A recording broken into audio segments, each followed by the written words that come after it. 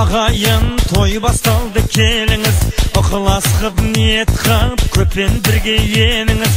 Қазақ атты елімнің құдыретін тануға, ұрпағының жасаған ұлы тойын көріңіз.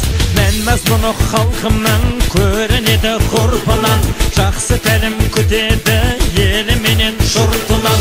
Бабалардың дәстүрін бар жанымен білуге, жастығымның қызулы жалынымен ұмтылам. Еркіндікті сүйетін ер мінезін танытқан, жастарымның жігерін жыр қайраққа жанытқан. Ата жұрттың салтымен жүректерге жолдауып, шешендік пен мәрттікті ұрпағына дарытқан.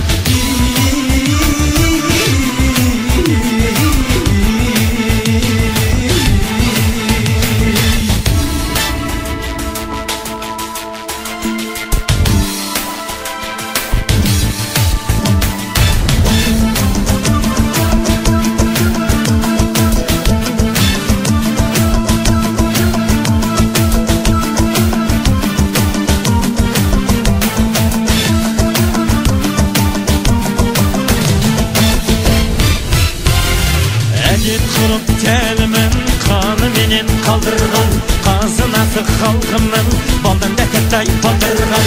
Көзегесін елімнің көңілімен көгертіп, қасіреттің қамалын қасиетпен алдырған. Төрле қош келдің ұлыс күнім төріне, жер кеңідік кең тыныс ала келдің жеріме.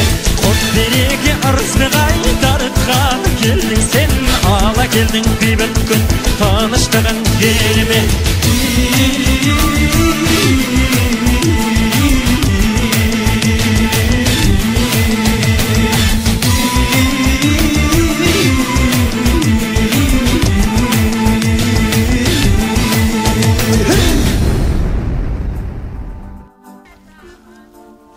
Қазір менің арқа тұсымда тұлпарын ойнатқан, додаға серкесін жайратқан қазақ азаматтары өздерінің ептіліктерін осындай додада байқатпақшы.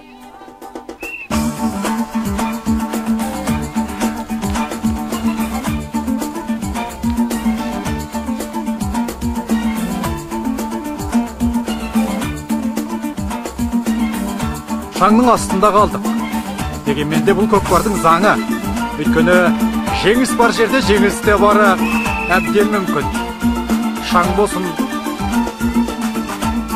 сүрінсін, мейлі делік құлап жатса да көкпардың заңы өз алдына. Ол жерде тек қана жеңген немесе жеңілген болуы мүмкін.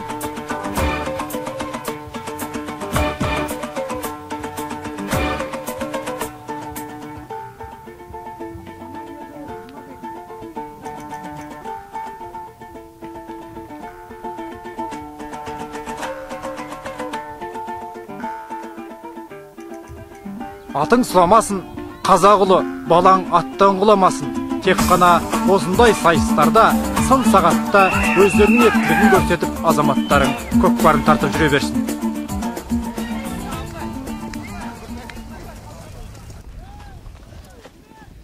Кеудесіне қолын алғандай боп, жан ұшыра ұшып келе жатқан, міне тайға мініп ойнақтаған тай жарысы дәл осындай болар. Тек қана артынан бұйда шаң қалдыратын осындай бір сәттері болады.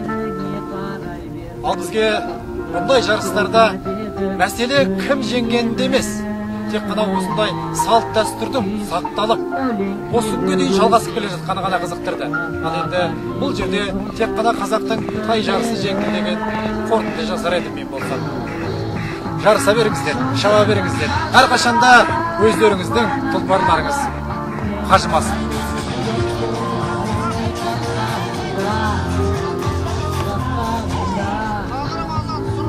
Ананау сол қапталда тұрған ауылдасың атқа мінсе ауылың тақым қысады дегеннің керін өздеріңіз көріп тұрсыздар міне.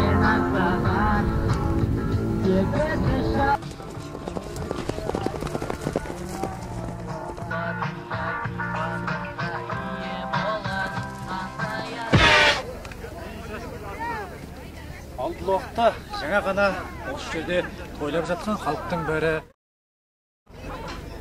өздерінің үйлеріне бөлінді. Өйткені дәл осы уақытта астың тамақ беру рәсімі болып жатқан. Сондықтан әркімде бұл астан дәм татуға тиісті. Сондықтан әр үйлерге бөлінген де сол.